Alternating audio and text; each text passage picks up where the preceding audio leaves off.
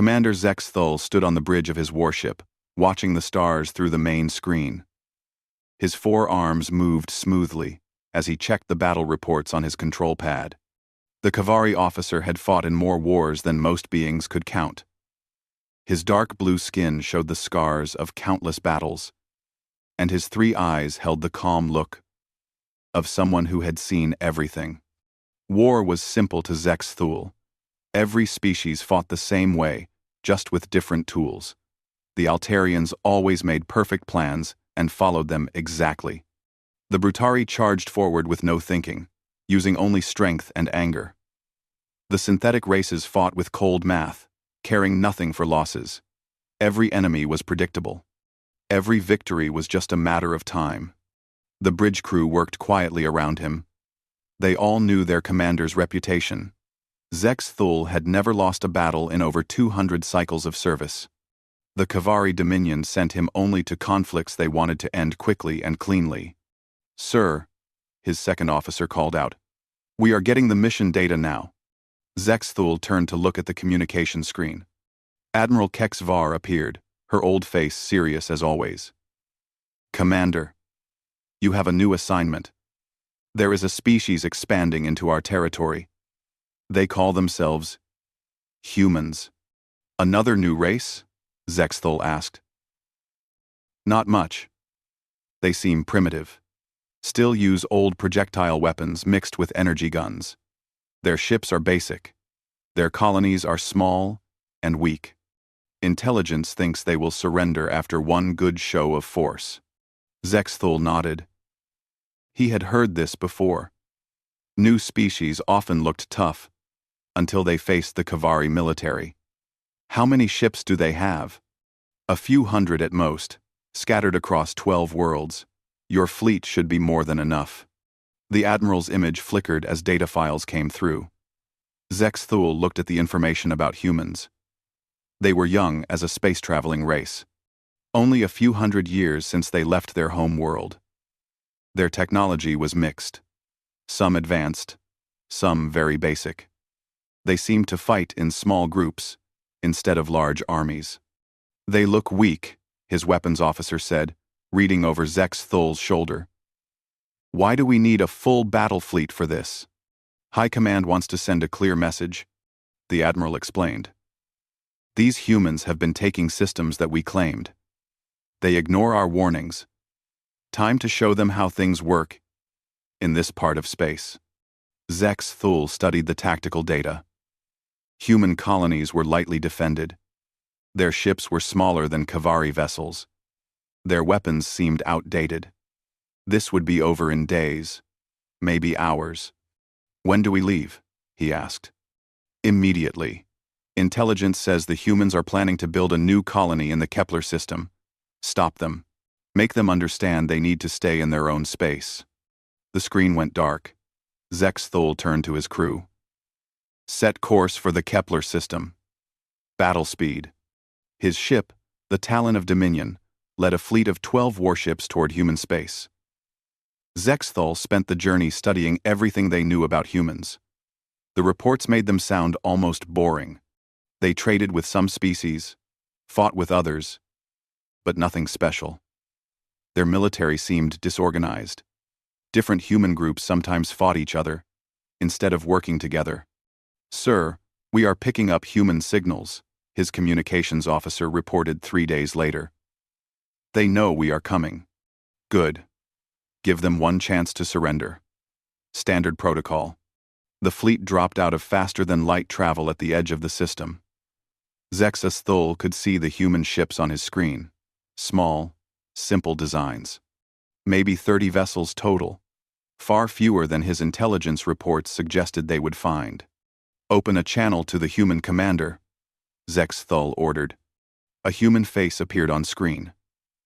The creature looked fragile, with pale skin and only 2 eyes. No visible armor or battle scars. This was their military leader? "This is Commander Sarah Chen of the Human Colonial Defense Force," the human said. "You are in human space. Please, state your intentions." Zex Thul kept his voice calm and professional. "I am Commander Zex Thul of the Kavari Dominion. You have entered territory claimed by our people. Withdraw immediately, or face the consequences.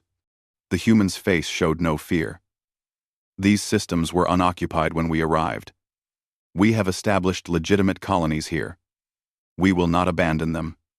Scaring time. We will not abandon them. Wearing time. Wearing time. Wearing time. Wearing time. Wearing time. Then you have chosen conflict over wisdom, Zexthul replied. You have 1 hour to evacuate your civilians and surrender your military vessels. After that, we will use force. Commander Chen stared at him for a long moment. We cannot do that. These are our homes now. The screen went dark. Zexthul shook his head. Another stubborn species that would learn the hard way. An hour later, his fleet moved toward the human positions. The first battle was exactly what Zexthul expected. Human ships scattered when his forces approached. They used hit-and-run tactics, striking quickly, then running away. Some of their captains seemed skilled, but their ships were too small to do real damage. After 6 hours of fighting, the humans retreated to the outer system. They left behind 3 damaged ships and took their wounded with them. Zexthul had lost nothing. Primitive tactics, his weapons officer commented. They fight like pirates. Not a real military. All new species do this at first, Zexthul said. They will learn or they will be destroyed. Either way, this will be over soon. But as his fleet prepared to attack the human colony ships, Zexthul noticed something strange. The humans were not panicking. Their communications were calm and organized. They moved their civilians to safety, but they did not surrender. Most species would be sending desperate peace offers by now. These humans seemed to be preparing for a longer fight. Zexthul found this interesting, but not worrying. He had seen desperate last stands before. They all ended the same way. The second day of fighting followed the same pattern. Human ships appeared, fired their weapons, then disappeared when Zexthul's fleet responded. They were learning his tactics, adapting their attacks. Some of his junior officers seemed impressed by the humans' quick thinking. They are better than the reports suggested, his tactical officer said during the morning briefing. Their captains are skilled. Well, Zexthul waved a dismissive hand. Skill means nothing without proper ships and weapons. They are delaying the inevitable. But privately, he was growing annoyed. This should have been over by now. Most species surrendered after losing their first few ships. These humans kept fighting, even though they could not win. The problem was clear to Zexthul. The humans did not understand the reality of their situation. They thought their small victories meant something. Time to show them the truth. Bring up the tactical display, he ordered.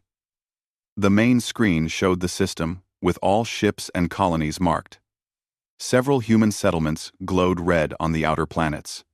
Sir, his communications officer said, we are getting another message from the human commander. Commander Chen appeared on screen again. She looked tired, but her voice was still strong. Commander Zexthul, we need to talk. This fighting helps no one. You are right, Zexthul replied. Surrender now, and this ends peacefully. We cannot abandon our colonies. Surely we can find another solution. These systems are large enough for both our peoples. Zexthul had heard this before too. Desperate species always tried to negotiate when they realized they were losing. There is no compromise. Leave now, or face total defeat. Then we will continue to resist. The screen went dark again. Zexthul studied the display, thinking. Standard Kavari doctrine was clear for situations like this. When an enemy would not surrender, you showed them the cost of resistance by destroying something they valued. Target the settlement on the 4th planet, he ordered. Full bombardment. His weapons officer looked uncertain. Sir, that appears to be a civilian colony. No military targets. Exactly. The humans need to understand what continued resistance will cost them. This was normal military procedure. Every species protected their civilians above their soldiers, threatened the non-combatants, and the enemy would always surrender to save innocent lives.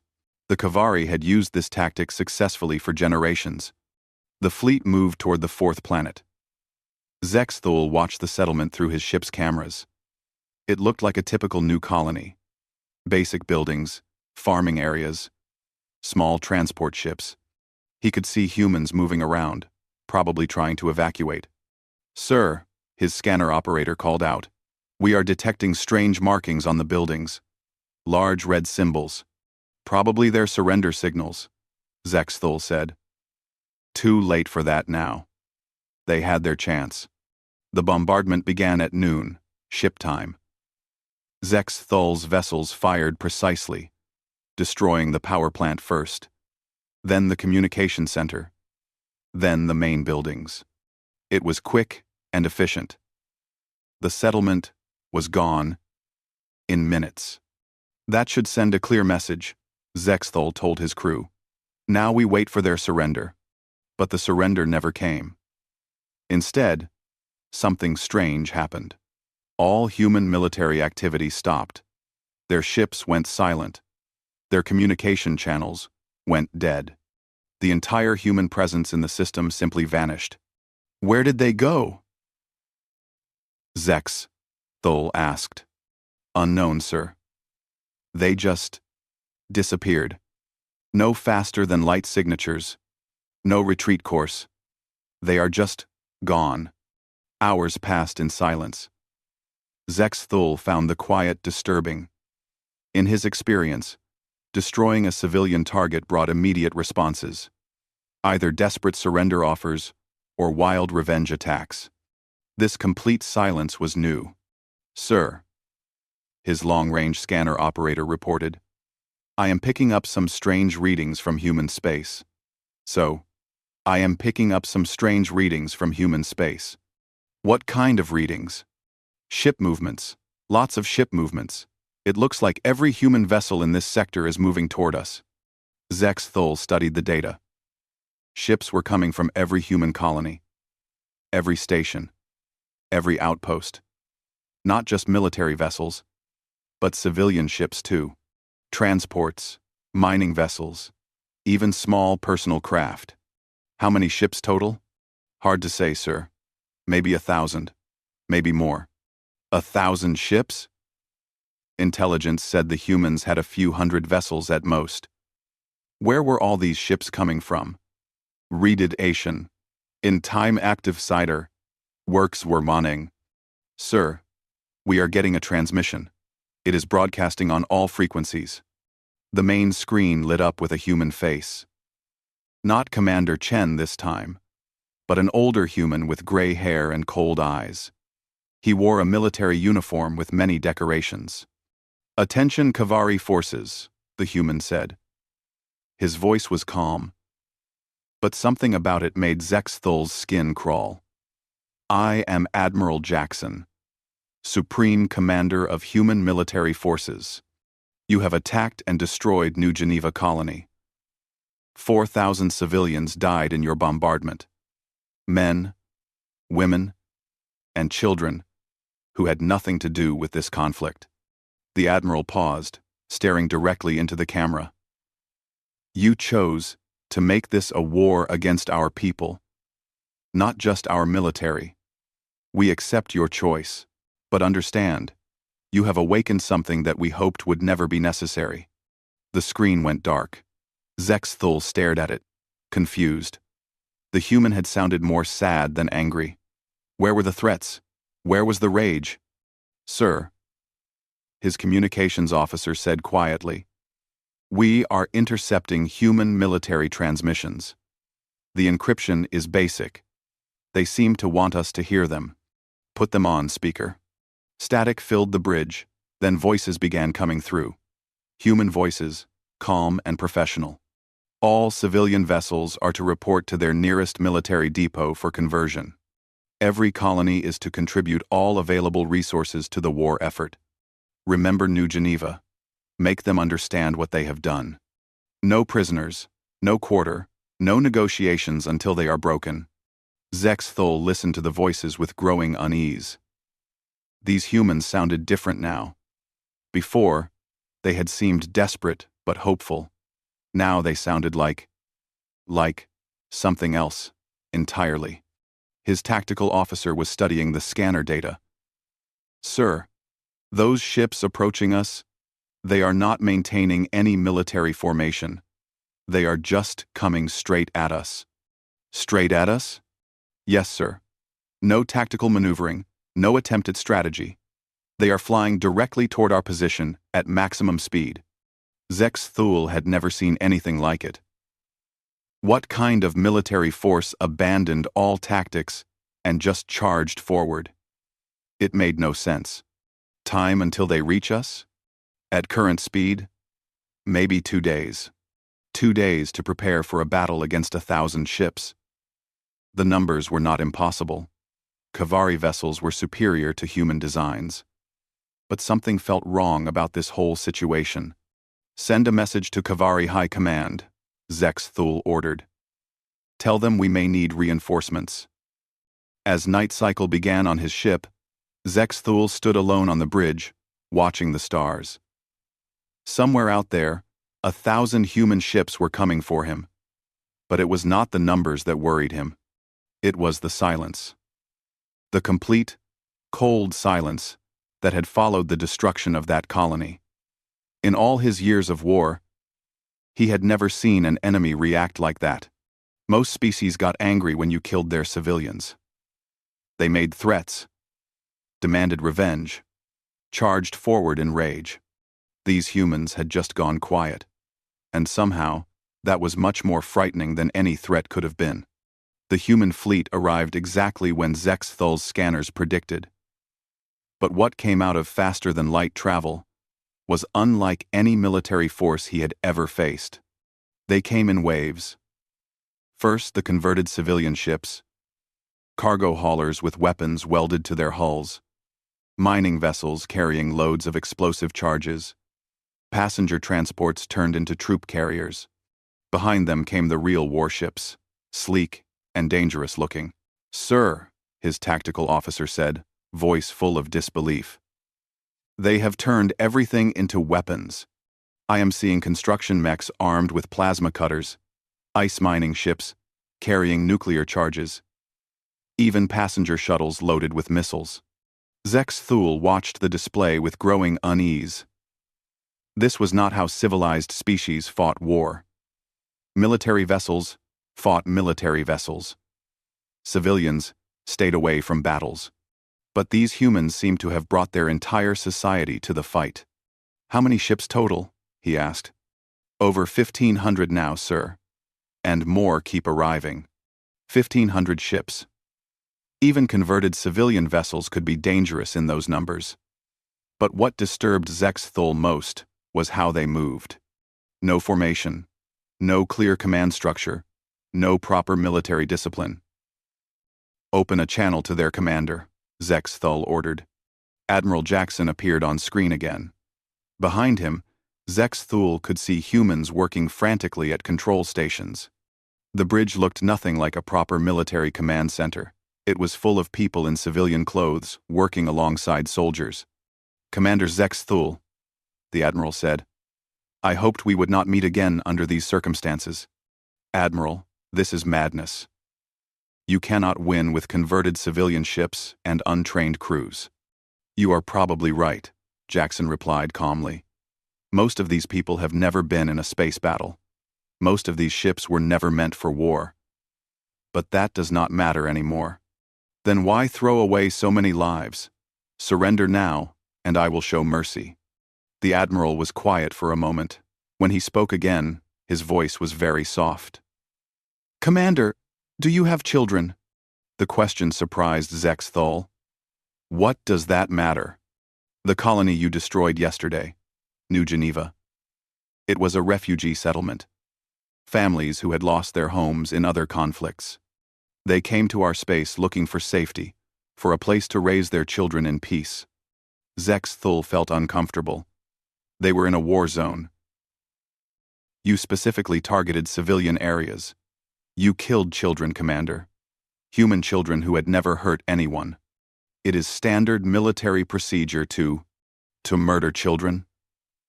Jackson's voice remained calm, but his eyes grew cold. Is that standard procedure? In your military? To target civilian areas when an enemy will not surrender, Zexthul corrected. Every military does this. Admiral Jackson nodded slowly. The screen went dark. Zexthul turned to his crew, but their faces showed the same confusion he felt. The human admiral had not sounded angry. He had sounded sad, disappointed. Sir, the human ships are moving, his tactical officer reported. What happened next broke every rule of space combat that Zexthul knew. Instead of organizing into proper battle formations, the human ships simply attacked. Everywhere. All at once. Mining ships rammed his vessels at full speed, exploding on impact. Converted cargo haulers flew straight at his weapons, ignoring return fire. Small civilian craft swarmed his larger ships like insects. Too many to target effectively. They are not trying to win, his weapons officer said in shock. They are just trying to hurt us. But that was not quite right. As the battle continued, Zexthul began to see the pattern. The humans were learning. Every attack taught them something new about Kavari ships and weapons. When one tactic failed, they tried another. A group of construction mechs used their tools to cut through his ship's armor. When his crew repelled them, other humans noted exactly how long it took and what weapons worked best. The next wave came better prepared. Sir, they are adapting faster than any enemy I have ever seen, his tactical officer said. Every time we stop one attack, they modify their approach. It was true. The humans were treating this battle like a giant learning experience. They did not seem to care about their losses, only about gathering information for the next attack. How many ships have they lost? Zexthul asked. Over 300, sir. But they keep coming. 300 ships destroyed, and the humans showed no sign of stopping. Most species would have retreated after losing 50 vessels. These humans acted like the deaths meant nothing. But that was not right either. Zexthul could hear their communications. When a ship was destroyed, other humans would repeat the crew's names, promise to remember them. They cared about their dead. They just did not let grief stop them from fighting. Sir, his scanner operator called out. More human ships are arriving. These look different. New vessels appeared at the edge of the system.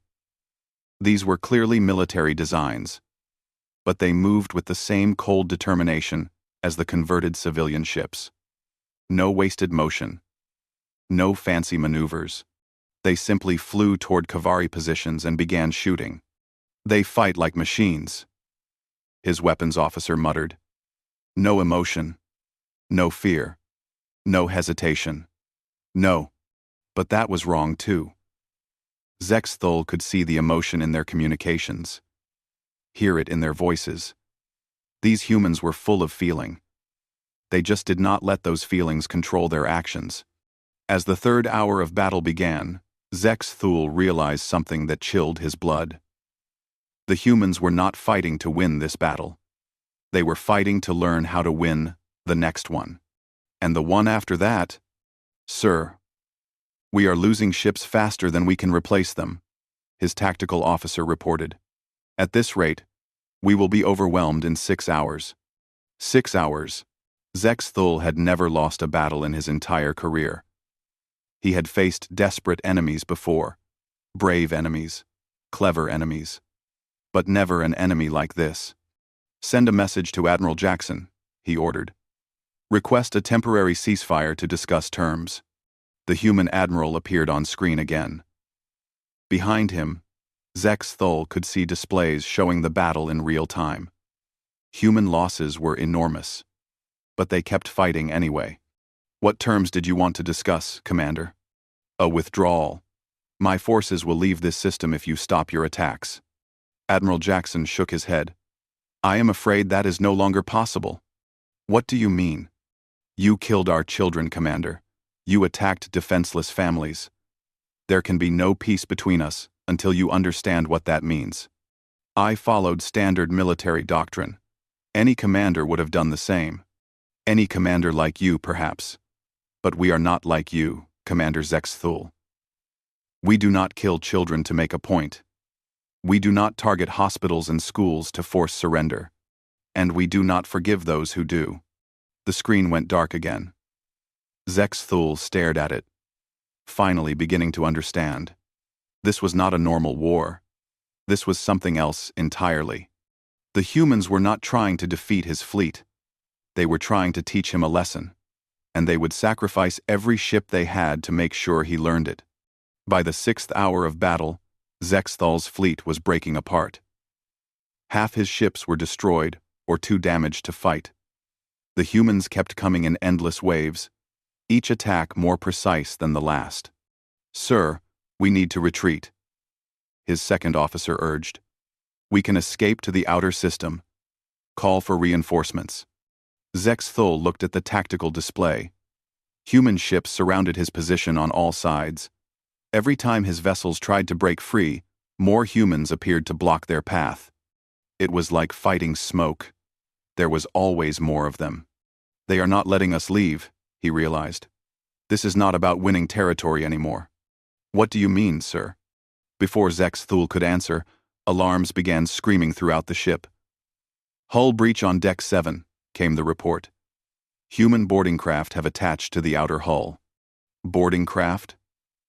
Zexthul had not seen any boarding craft on his scanners. How did they get through our defenses? Indeters. Unknown, sir. They seem to be using modified mining equipment, drills and cutting tools instead of proper military hardware. More alarms sounded. Hull breach on Deck 3, Deck 12, Deck 15. The humans were boarding his ship from multiple points at once. Send security teams to repel the boarders, Zexthul ordered. But even as he said it, he knew it was too late. His crew was exhausted from hours of battle. The humans seemed to have endless energy. Fighting echoed through the corridors outside the bridge. Zexthul could hear weapons fire, shouting, the sound of metal being torn apart. His security teams were good soldiers. But they had never faced enemies like these humans. Sir, the humans have reached Deck 5, his tactical officer reported. They will be here in minutes. Zexthul drew his weapon and ordered his bridge crew to do the same. They would make their last stand here, fighting to the end like proper Kavari warriors. The bridge doors exploded inward. Smoke filled the air, and through it came the humans. They were not what Zexthul expected. No gleaming armor, no advanced weapons. They wore simple combat gear and carried basic firearms. But their faces showed a cold determination that chilled him to the bone. Commander Zexthul, the lead human said. He was a middle-aged male with graying hair and scars on his hands. I am Colonel Martinez, Marine Corps. You need to come with us. I will die before I surrender, Zexthul declared, raising his weapon. You are not surrendering, Martinez replied calmly. You are learning. The other humans had their weapons ready, but they did not fire. They just waited, watching Zexthul with those cold, patient eyes. Learning what? Zexthul asked. What happens when you kill human children? Something in the colonel's voice made Zexthul hesitate. This human was not angry. He was not threatening or cruel. He sounded like a teacher, explaining a difficult lesson to a slow student. Lower your weapon, Commander, Martinez said. If we wanted you dead, you would already be dead. It was true. The humans could have killed him the moment they entered the bridge. Instead, they were talking. Zexthul slowly lowered his gun. What do you want with me? Admiral Jackson wants to speak with you. In person. They led Zexthul through his own ship, past the wreckage of the battle. He saw his crew members sitting under guard, alive but defeated. The humans had not killed them. They had simply removed their ability to fight. "Why are my people still alive?" he asked. "Because we are not monsters, Commander," Martinez replied. "We do not kill unless we have to." They brought him to his own shuttle bay, where a human transport was waiting. As they flew toward the human flagship, Zexthul could see the aftermath of the battle through the windows. Hundreds of human ships floated in space, many of them damaged or destroyed. The cost had been enormous. "You lost so many ships," he said to Martinez. "So many people." "Yes, we did." "Why?" "You could have negotiated. Found a peaceful solution." Martinez turned to look at him. "You killed our children, Commander. You destroyed a refugee camp full of families. What peaceful solution could there be after that?" The human flagship was enormous, bigger than any civilian vessel had a right to be. As they docked, Zexthul realized it had been converted from a colony ship. The humans had turned everything into weapons of war. Admiral Jackson was waiting in what had once been the ship's main assembly hall. Now it served as a military command center, filled with screens showing the battle and its aftermath. The admiral looked tired, older than he had appeared on the communication screen. "Commander Zexthul," Jackson said, "please, sit down."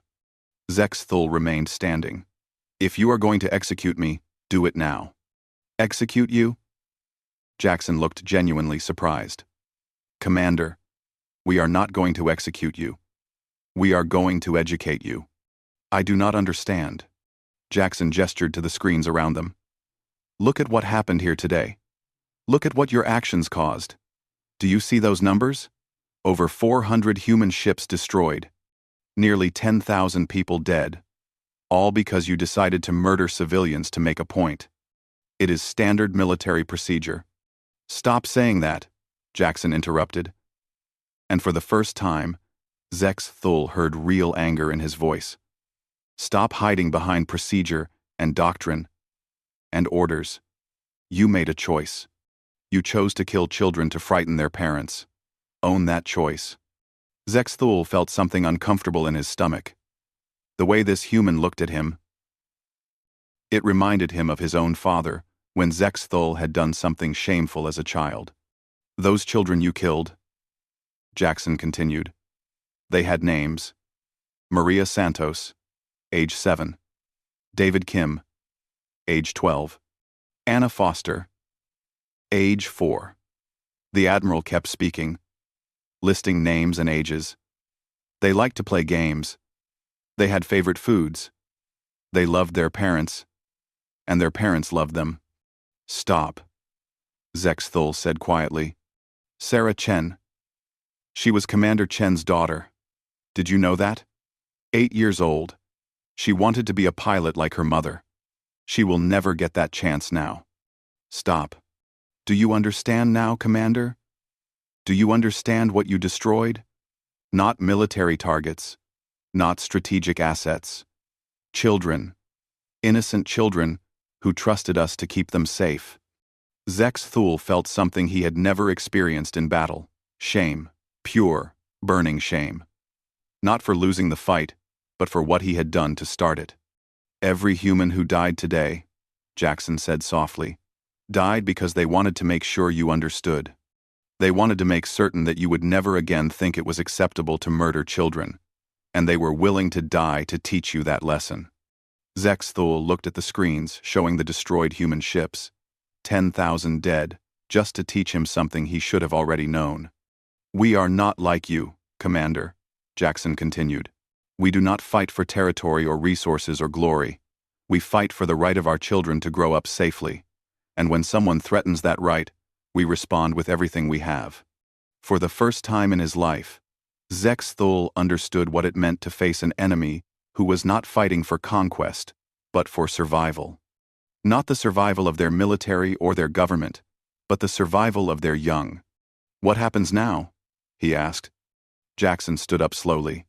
"Now you go home, Commander. You go back to your people and you tell them what you learned here. You make sure this never happens again." Admiral Jackson did not let Zexthul leave immediately. Instead, he was kept aboard the human flagship for 3 more days, forced to watch what the humans called the cleanup. It was unlike anything Zexthul had ever seen. The humans did not celebrate their victory or claim the system as their own. Instead, they began a careful, systematic process of making sure nothing like this could happen again. "What are they doing?"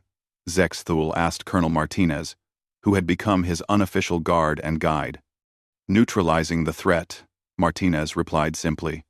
On the screens, Zexthul watched human ships surround every Kavari vessel in the system, but they did not destroy them. Instead, teams of human engineers boarded each ship and began removing specific components. "The weapons systems," Martinez explained. "The faster-than-light drives. The long-range communication arrays. Anything that could be used to threaten civilian populations." "You are stealing our technology?" "No, Commander. We are making sure you cannot use it to kill more children." It was precise work. The humans knew exactly which systems to disable and which to leave alone. They left life support, basic engines, short-range communications. Enough for the Kavari crews to survive and call for rescue, but not enough to pose a threat. "How do they know so much about our ships?" Zexthul asked. Martinez smiled grimly. "We have been studying you since first contact, Commander. Every species we meet, we learn everything we can about them. Their technology, their tactics, their weaknesses. Just in case." "Just in case what?" "Just in case they decide to murder our children." The human thoroughness was frightening. They had detailed files on every Kavari ship design, every weapon system, every military doctrine. While the Kavari had dismissed humans as primitive, the humans had been preparing for war. "Admiral Jackson wants to show you something," Martinez said on the second day. They brought Zexthul to another part of the ship, where human technicians were working on captured Kavari equipment. But they were not just studying it. They were improving it. "Your plasma cannons are inefficient," a young human engineer explained cheerfully. "See, if you adjust the magnetic field containment like this, you get 30% more power output. And your shield generators have a fundamental flaw in the harmonic frequency. Easy to exploit once you know about it." Zexthul stared at the human. She could not be older than 20 cycles, barely an adult, yet she understood Kavari technology better than most Kavari engineers. "How long have you been studying our weapons?" he asked. "Since we first met your people 6 months ago," she replied. "Standard procedure. We analyze every new species we encounter. Their strengths, their weaknesses, how to fight them, if necessary." 6 months. The humans had learned to counter centuries of Kavari military development in 6 months. And they had done it while pretending to be weak and primitive. "The retreats during our first battles," Zexthul said slowly. "That was not cowardice." "Of course not," Martinez said. "That was reconnaissance. Every time you fought our ships, we learned something new. By the time you attacked New Geneva, we knew exactly how to destroy your entire fleet." "Then why did you not attack immediately?" "Because we hoped we would not have to," Admiral Jackson said, appearing behind them. "We hoped you would be reasonable, that you would negotiate instead of murdering civilians." Jackson led Zexthul to the ship's observation deck, where they could see the damaged human vessels being repaired. Crews worked around the clock to fix their ships, prepare for the next battle. "This is what you do not understand about humans, Commander," Jackson said. "We do not want to fight. War is terrible for us. We see the cost in blood and lives and broken families. But when someone threatens our children," he gestured to the busy repair crews. "When someone threatens our young, we become something else. Something focused and determined and absolutely ruthless. We mobilize every resource, every person, every ship. We turn our entire civilization into a weapon. For one destroyed colony? For 4,000 murdered children," Jackson corrected. and for the message that it is acceptable to murder more. On the third day, Jackson showed Zex Thul the most disturbing thing of all. Maps of Kavari space, with every military installation marked, every fleet position, every supply depot, every command center. "We know where all your ships are, Commander," Jackson said calmly. "We know your patrol routes, your supply lines, your emergency protocols. If we wanted to destroy the Kavari military completely, we could do it in a matter of weeks." "That is impossible," Zex Thul protested. "Our space is vast. Our fleets are scattered. Your fourth fleet is currently stationed at Kelix Prime," Jackson interrupted. 17 ships under Admiral Vextar. Your second fleet is protecting the industrial worlds of the Kavari core. 43 ships, but 12 are in dry dock for maintenance. Shall I continue? Zex Thul felt cold fear creeping through him. The information was exactly correct. "How?" "We have been watching you, Commander, learning about you. Preparing for the possibility that you might force us to fight." Jackson's voice was infinitely sad. "We hoped it would never be necessary. We hoped you would be better than this. What do you want from us?" "Nothing complicated," Jackson replied. "Stop targeting civilians. Stop using terror tactics against non-combatants.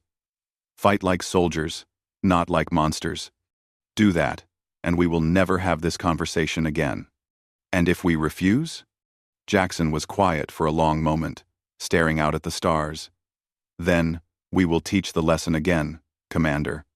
And again, until every species in the galaxy understands. Human children are not acceptable targets." When Zex Thul finally returned to Kavari space, he carried with him detailed records of everything he had seen. The complete destruction of his fleet, the casual display of human technological superiority, the cold, systematic way they had neutralized his forces. High Command did not believe him at first. Admiral Kexvar laughed when he described human capabilities. "Impossible," she said. "They are primitive. Our intelligence reports were wrong," Zex Thul interrupted. "Or the humans wanted us to think they were primitive. Either way, we must never fight them again." It took months to convince the Kavari leadership.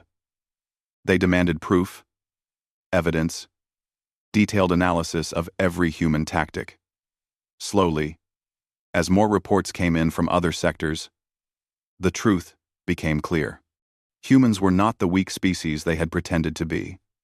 They were perhaps the most dangerous military force in the galaxy. Dangerous precisely because they did not want to fight. Zex Thul spent his remaining years as a teacher and advisor. Every young Kavari officer learned the story of New Geneva. They learned what happened when you awakened human wrath. "Remember," he would tell them, "humans do not fight for territory or resources or glory. They fight for their children, for the idea that their young should be safe in the universe.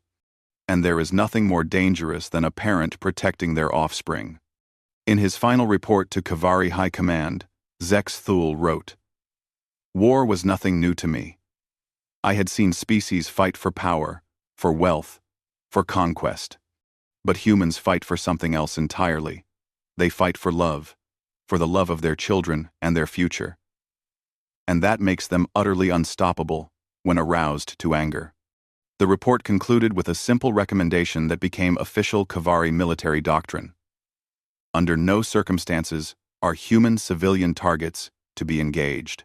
The cost of such action is the total destruction of any force foolish enough to attempt it.